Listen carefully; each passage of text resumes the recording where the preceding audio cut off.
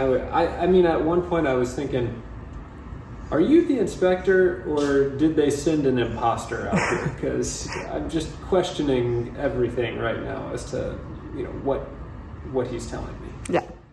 Hey guys, and welcome back to the Hockett home. If you're new here, we are a family of 7 sharing our life here on YouTube. And right now in our life, we are flipping a hoarder house. We are a few months into the process now, but when you do 90% of the work yourself and have limited hours to dedicate to the house, things move at a much slower pace. Now, we were really excited to finally get moving on the electrical, but it definitely required quite a bit of work. We decided to put can lights in the front half of the house and rewire all the outlets in the kitchen and the living room.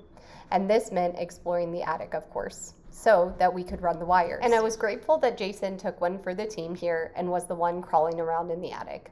But this didn't mean that I needed to cut him a piece of OSB using his circular saw, which I had never used before, so that he could get around in the attic. The cut I made was awful, but thankfully it worked out just fine. And Jason was able to get the preliminary wires ran with the help of me and the help of our 10-year-old. And we're good. All right. Good job. All right. Got the wires in. Did you help with the new electrical boxes? Yeah, and then. Yeah, let's look at these. And then. Yeah, that looks really good. How to redo that one right. The electrical became a really big undertaking very quickly, so we ended up calling in some reinforcements. If you guys remember, there was some really crazy wiring under the sink when we bought the house, and that turned out to be just the start of it. This surge protector that had wires plugged into it with lights running outside just underneath the ground, along with switches all underneath the sink, well, that was really chaotic, and that was not even the tip of the iceberg.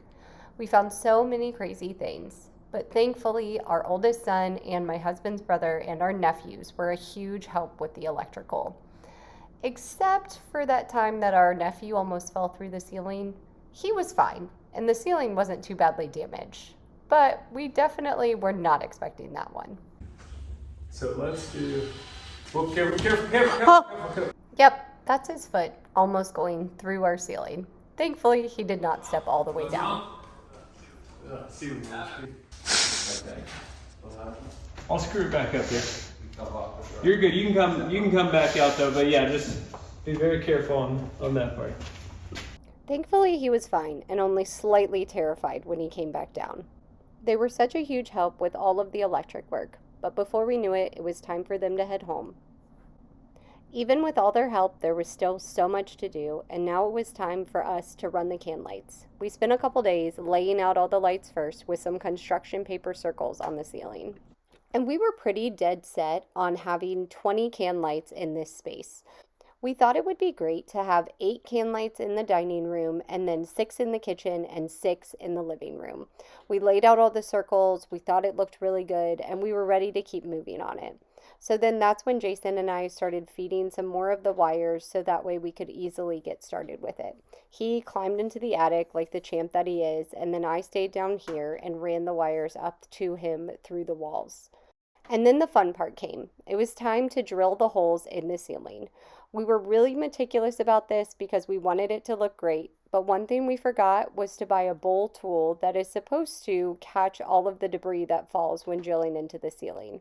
We probably should have run out and got it, but we did not. We need to run back out. So If we hadn't found the bit, then I'd be like, yeah, I get the bowl, but we probably wouldn't have remembered. We'll see how the first one goes. All right.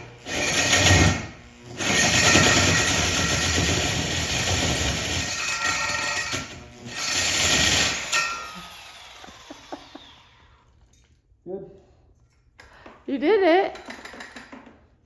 I think we both slightly regret not running out and getting the tool because, look at all this dust that it created. And that was for all 20 of the holes that Jason drilled. But it worked out fine. We cleaned up the debris and then we started running the wiring to daisy chain all of the lights together for the different switches. I was surprised at how simple this actually was. It was not as difficult as I was expecting, especially for my first time running lights like this. Jason had done it before in our kitchen and in our basement and other spaces. I had not. But here we are, and they're all run, and we were so excited to be ready for the electric inspection. Sadly, Nothing with that inspection went as we expected, and we actually failed our electric inspection. I mean, the whole thing, I mean, at one point I was thinking, are you the inspector or did they send an imposter out here? Because I'm just questioning everything right now as to, what he's telling me. Yeah. I know you pulled up in one of the county vehicles, but are you the actual inspector? Yeah. Because it was just very, very strange. He says to me, we go down the hallway, and he goes, "Where's the boxes for the smoke detectors?" I said, "What do you mean the boxes for the smoke detectors?" I said, "We got battery-powered smoke detectors." He goes, "Well, you got to have boxes for them." I said, "No, the battery-powered ones, they just mount to the ceiling and the drywall." And he's like, "Yeah, but you got to wire them up to the boxes." I said, "We're not hardwiring the smoke detectors." And he's like, "Well, usually when you pull that permit," he's like, "they're going to make you update the smoke detectors to hardwire." And I said, "Well, who?" And he's like, "Well, did they approve your plans?" "What plans?" He's like, "Your building plan?" I said, "Yeah, the building plan was for the patio sliding door." And then he says, "Well, usually they make you update it." I said, "Well, code says that if the house was built before 75, you can keep the battery-powered smoke detectors in here. You don't have to update it. I can update them if I absolutely have to. But I said, but code says that you don't have to if it's built before 75. And he goes, "All right, well, you're probably okay then." "What do you mean?" I'm like, "What do you mean probably okay? You're the inspector. Am I okay or not okay to do this?" "Oh yeah, the wires." He said, "Well, you don't have all your grounds out." I said, "Well, what do you mean the grounds out?" And he goes, "Well, you got to have all your wires stripped, and then you got to pigtail your grounds and have them out for me." And I was just like, "Are you kidding me?" I said, the one we did in Miamisburg, I said, they just wanted the rough wires. They didn't strip everything for them. And he's like, "Oh yeah, I got to have them all stripped." I'm like, that would have been great to know prior to us having you come out to do it. And he's like, "Well, yeah." He's like, "I mean, your trench looks good." He's like, your trench for your kitchen island looks good." He's like, at the end, we're all done. And he seems like he's kind of in a hurry, and he just turns around, he's walking out, and he's like, "I gotta get going, I got another inspection." And he turns around and he just looks at all the lights in the ceiling and goes, "Well, you can wire up all these lights if you want." And then he just turns around and walks out, and I'm like, What? I'm like, "You haven't signed off on the inspection." So there we were with a failed inspection, but with the go-ahead to hook up the lights. So we decided to just hook them up anyway, which was actually a really good idea because we realized pretty quickly that we needed a dimmer switch for these can lights. So we got some dimmers, put them on to try out with the lights, and realized it was still too bright. And what we actually needed to do was to take out 4 of the can lights that we had put in. And I know what you're going to say, that we didn't need to do this, that we're doing way too much to this house, but we're really particular and we really wanted to do it right. So Jason patched the holes, drilled new holes, and then here we were now with 16 cans rather than 20 and ready for our second electric inspection. Okay, so we passed the electrical inspection finally. Oh my goodness, second time around, passed that inspection. It was so chaotic though because he told us we only needed to make sure the grounds were out. So we did that, we made sure the grounds were out, pigtail the grounds. He comes in, he goes, "Did you take down a wall here?" I was like, "Yeah. Took down that wall like months ago. What are you talking about?" And he was like, "Well, that's a load-bearing wall." And I went, "No, it's not.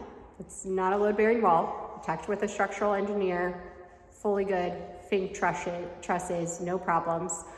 And he was like, "Oh, well, I mean, that has to be a load-bearing wall." And I was like, "It's not." And he goes, "Well, can I look up in this attic?" And I was like, "You can do whatever you want. It's not a load-bearing wall." Gets up there, goes, "Oh, these are some nice trusses." And I was like, "I know, I took down the wall." And then he looked at our other walls and was like, "Did you get an inspection on these?" I was like, "No, they're non-load bearing. Why would I get an inspection? They're non-load bearing." And he was like, "Oh, you need an inspection." So now here we are, had to get a framing inspection. Thankfully we passed that one too with no problems, but it was just like another inspection. It was so crazy and so ridiculous. But now we've moved on to putting up the drywall. It's going really well. And so yeah, we're super excited about that. Super excited to be done with electrical finally and be able to show you guys all of that in this video, and just so happy that that part is fully finished. We were both so excited and relieved to be done with these inspections. Failing the electrical inspection the first time was such an unexpected bump in the road, along with many other random things that have happened on this journey of flipping this house. But being able to put up the drywall and knowing that before we know it, our cabinets will be here and everything will be coming together is just so crazy and exciting. It always feels like once you get the walls put up, that they start coming together more quickly. And then we remembered that Jason has a whole lot of mudding that has to be done before that moment comes. But in the meantime, things are moving along slowly but surely, and the house is going to be absolutely beautiful. And we're really excited that you guys came along for the journey of us flipping this house. So don't forget to subscribe so that you never miss any of our videos. And we have some exciting stuff to share with you guys soon. Oh, and don't forget to like this video as well. It really helps us out. See you guys next time.